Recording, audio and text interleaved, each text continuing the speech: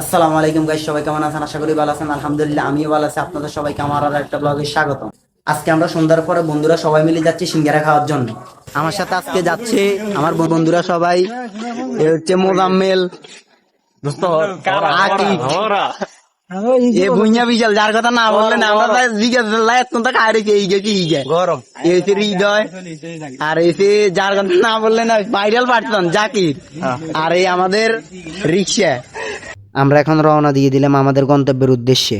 আপনাদের যদি সন্ধ্যার পরে সিঙ্গারা খাওয়ার ইচ্ছে হয় তাহলে কোথায় গিয়ে খাবেন সেটাই আজকে আপনাদেরকে দেখাবো, তো পুরো ভিডিওটা দেখতে থাকেন। বন্ধু আর যদি জানা চাইতে কালা দেয়া যায় এমনি ভাই এবারে একটা হইবে বন্ধুর সেটিং 30 টাকা করে দিলি এর পরে 37 180 কে কি আরে 30 এর নাম তা শিখেনি সব বুকাস। আসলে আজকে আমরা যেখানে সিঙ্গারা খাওয়ার জন্য যাব সেই জায়গার নাম হচ্ছে কুলুমবাড়ির দরজা। ওইখানে নাকি অনেক মানুষের সন্ধ্যার পরে সিঙ্গারা খেতে আসে, যার কারণে আমরাও যাচ্ছি। অবশেষে চলে আসলাম সন্ধ্যার পরে সিঙ্গারা খাওয়ার সেই বিখ্যাত জায়গায় কুলুমবাড়ির দরজায়। আপনারা এখানে আসলে দুটা দোকান দেখতে পাবেন, দুটা দোকানের সিঙ্গারাই বেস্ট। আমি প্রায় এখানে অনেকবারই গেছি, আর আমার বন্ধু বান্ধবরা সবাই এখানে প্রথম আসছে। এখানে সন্ধ্যার পরে অনেক মানুষই সিঙ্গারা খেতে আসে, যার কারণে আমরা প্রথমে এসে সিঙ্গারা অর্ডার দিয়ে দিলাম।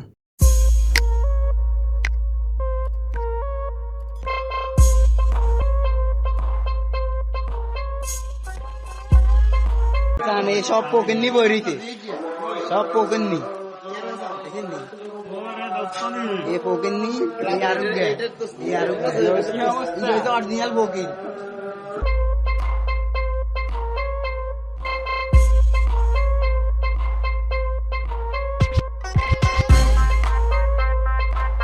তো অবশেষে দীর্ঘ 1.5 ঘন্টা বসে থাকার পর আমরা সবাই সিঙ্গারা পেলাম।